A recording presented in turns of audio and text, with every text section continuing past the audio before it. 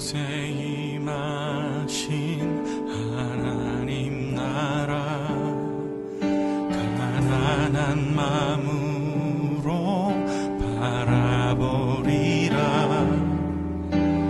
먼저 그 나라 그 뜻 구하며 나의 삶 드리리. 주님이 맡기신 하나님 나라 믿음의 눈으로 바라보리라. 하늘의 뜻이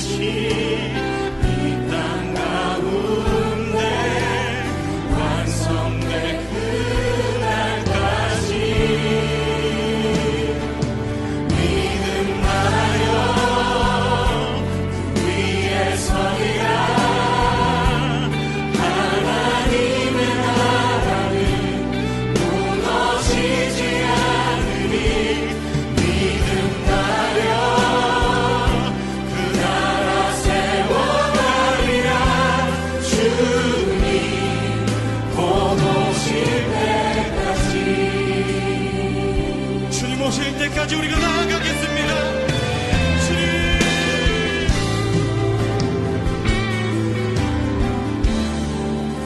이곳에 임하신 하나님 나라 가난한 마음으로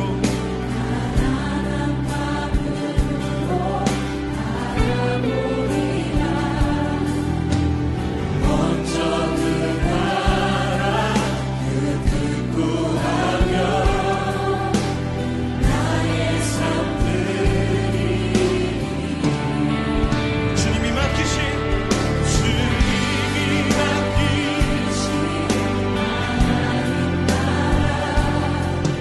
믿음의 눈으로 바라보리라.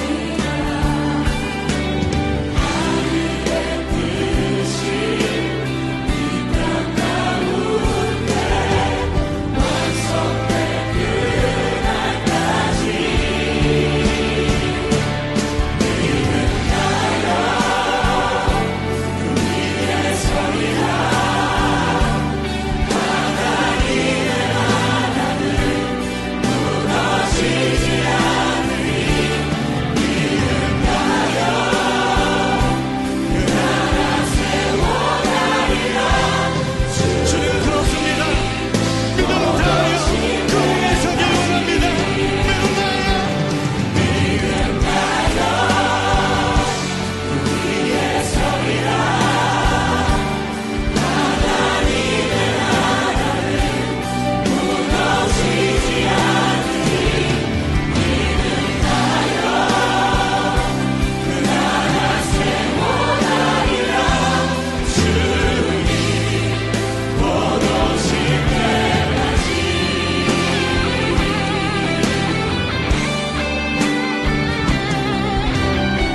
믿음은 바라는 것들의 실상이요 보이지 않는 것들의 증거니 선진들이 이로써 증거를 얻었느니라.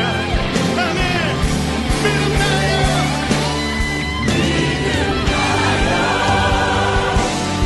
위에 서리라.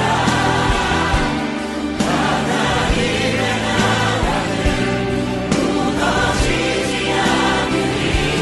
믿음나여 그 나라 세워가리라. 주님 곧 오실 이 시간 함께 기도합시다. 오늘 함께 보신 하나님 말씀 사도행전 21장 24절로 26절까지의 말씀을 한 절 한 절 교독하시고 마지막 절을 함께 보도록 하겠습니다.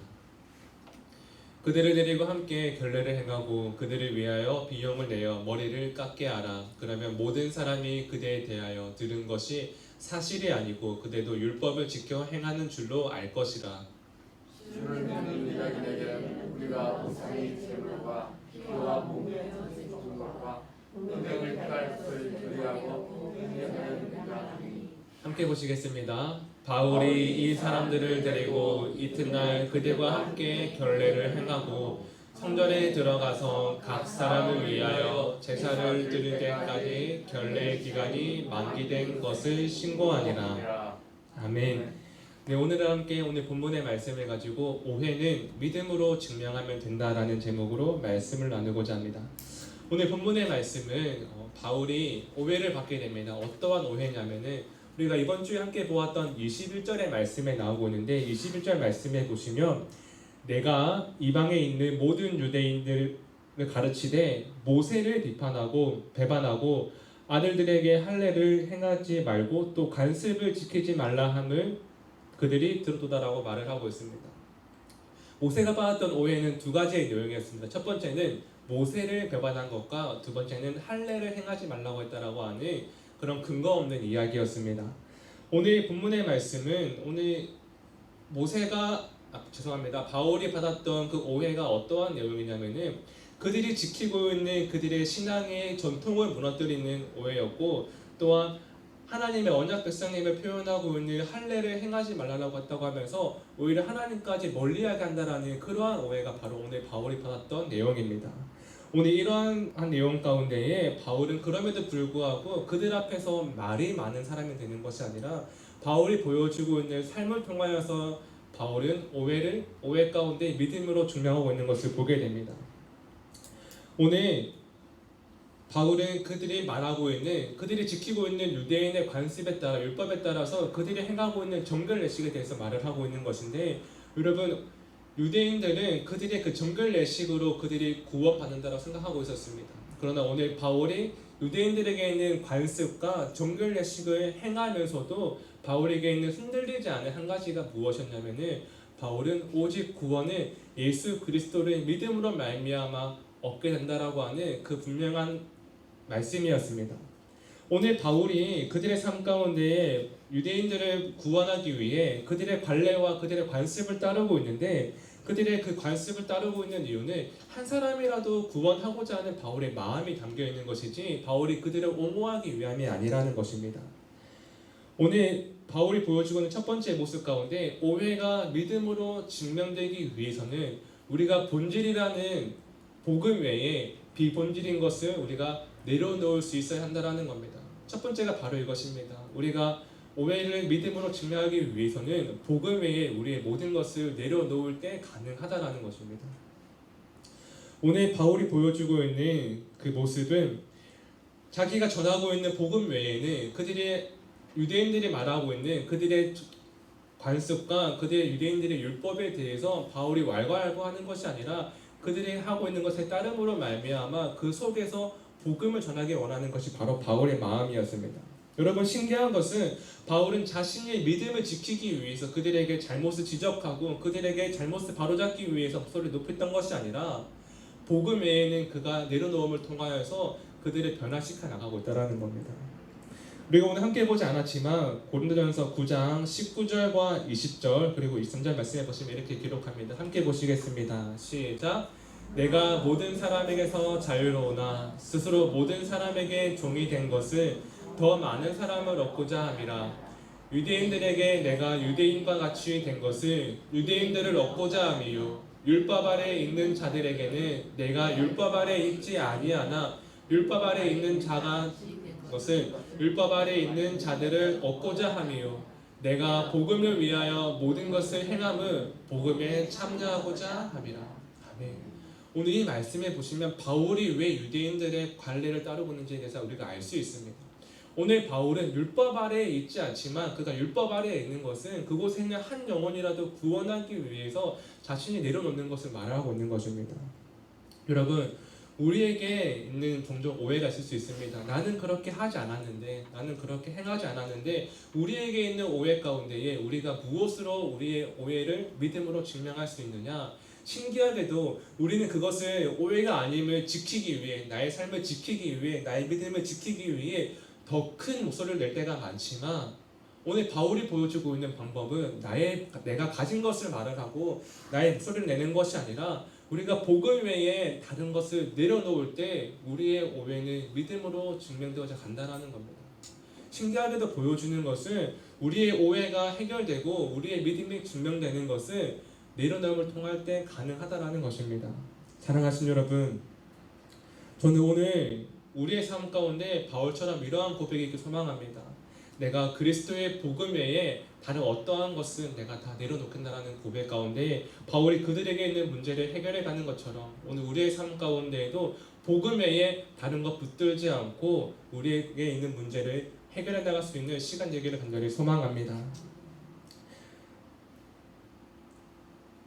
오늘 우리의 삶 가운데 우리에게 필요한 것은 내려놓음이지만 참 그 내려놓음이 쉽지 않은 것을 보게 됩니다. 우리에게 있는 내려놓음이 쉽지 않은 이유는 아직도 우리가 복음 외에 어떠한 것을 붙들 만한 것이 있기 때문이고 하나님 외에 어떠한 것을 붙들 만한 것이 있기 때문이라는 겁니다. 오늘 바울이 보여주고 있는 복음 외에 어떠한 것도 붙들지 않는 그 삶의 고백, 여러분 바울의 고백은 그렇습니다. 바울이 내가 율법 아래에 있지 않고 내가 그들의 잘못된 관습 아래에 있지 않지만 내가 그들을 따라간다라는 것은 바울의 삶 가운데 바울은 이러한 고백을 가지고 살아갔습니다. 내가 모든 사람에게 모든 모양으로 나아가겠다라는 고백이었습니다.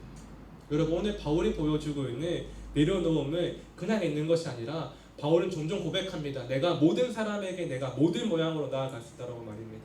여러분 내가 모든 사람에게 모든 모양으로 나아가는 것은 그만큼 그 사람을 향한 섬김과 사랑과 배려와 헌신을 말하는 겁니다.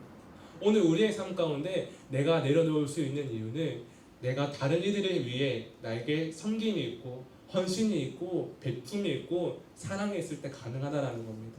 사랑하신 여러분, 오늘 바울의 그 고백, 내가 모든 사람에게 모든 모양으로 나아가는 것은 내가 복음에 참여하기 위함이라는 그 고백을 통해 오늘 우리의 삶 가운데에도 내가 주님을 위해 다른 사람을 섬기고 사랑하고 모든 사람에게 모든 모양으로 다른 이들을 세울 수 있는 믿음의 고백이 있기를 간절히 소망합니다. 두 번째는 우리의 믿음은 과거에 집착하지 않을 때 증명된다는 겁니다. 과거에 집착하지 않을 때. 오늘 본문의 말씀 함께 보는데 24절 말씀을 같이 보도록 하겠습니다. 함께 봅니다. 24절 시작.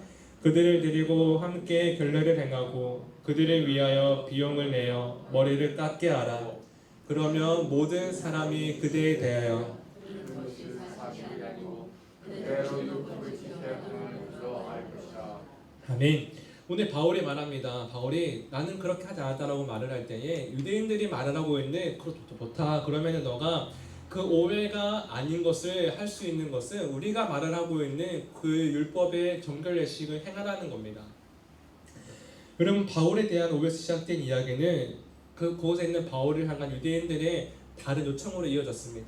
그 요청은 정결례식을 행하는 것인데 여러분 이 정결례식은 그들이 죄를 지었을 때 깨끗함을 얻게 하는 그들의 방법이었습니다. 그런데 문제가 한 가지 있는데 그것이 바로 구약의 방법이라는 겁니다. 이미 그들은 예수님이 이 땅에 오셨고 예수님의 그 십자가 사건으로 단번에 그리고 영원히 이어지는 번제로 우리가 정결함을 얻게 되어지는 그 순간을 지나가고 있는데 아직도 그들은 구약의 율법에 머물러 있는 모습을 보여주고 있는 겁니다. 민수기 6장 9절 말씀 함께 보도록 하겠습니다. 민수기 6장 9절입니다. 시작. 누가 갑자기 그 곁에서 죽어서 스스로 구별한 자의 머리를 더럽히며 그의 몸을 정결하게 하는 날에 머리를 밀 것이니 곧 일곱째 날에 밀 것이며. 아멘. 여러분 예수님께서 이 땅에 오신 다음에 복음을 전하시고 영혼들을 구원하실 때 한 번이라도 너 정결하게 되기 위해 머리를 밀어라라고 말씀하신 적이 있습니까? 없습니다. 예수님은 단 한 번도 야 너 정결하게 하기 위해 일곱째 날에 머리를 밀어야 된다고 말씀하신 적이 없으세요. 그런데 예수님을 바라보지 못하고 지금 이 땅에 오신 하나님의 방법을 바라보지 못하고 그들은 구약에 있는 율법의 방법, 머리를 미는 것에 대해서 고집하고 있는 겁니다. 사랑하신 여러분, 구약의 시대에는 이스라엘 백성들이 직접 하나님을 뵐 수 없었기 때문에 꼭 필요한 것이 정결예식이었습니다. 그것은 구약의 방법이었지 오늘을 살아가고 있는 우리의 방법이 아니라는 겁니다. 그러나 그곳에 있는 유대인들은 계속해서 과거의 방법에 집착함으로 말미암아 하나님과의 관계가 이어지지 못하고 있고 그들에게 옳다고 여기고 있는 그들의 관습을 따라 그들이 살아가고 있는 모습을 보게 된다는 겁니다.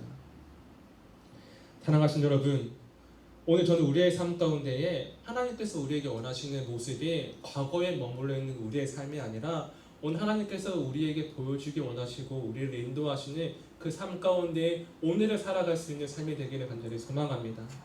여러분, 그들에게 있는 문제는 계속해서 과거에 머물러 있는 것이 그들의 문제였습니다. 하나님의 방법은 그것이 아닌데 내가 과거에 머물러 있을 때에 하나님의 방법과 멀어지게 되고, 하나님의 방법은 구약의 머리를 미는 것이 아니었는데 그들은 계속해서 머물러 있는 그 방법을 통해 하나님을 바라보지 못하게 되는 안타까운 일이 있는 겁니다. 사랑하신 여러분, 저는 오늘 우리의 삶 가운데 하나님과 함께 살아가는 그 시간 가운데 과거에 머물러 있는 것이 아니라 오늘을 살아낼 수 있기를 간절히 소망하며, 또한 우리의 삶 가운데 내가 복음 외에 다른 무엇인가를 내려놓을 수 있는, 모든 사람에게 모든 모양으로 나아갈 수 있는 성숙한 그리스도인들이 되어주셔서 우리의 삶 가운데 어떠한 문제와 어떠한 오해가 있다 할지라도 믿음으로 증명할 수 있는 귀한 믿음의 고백이 있기를 간절히 소망합니다. 기도하시겠습니다.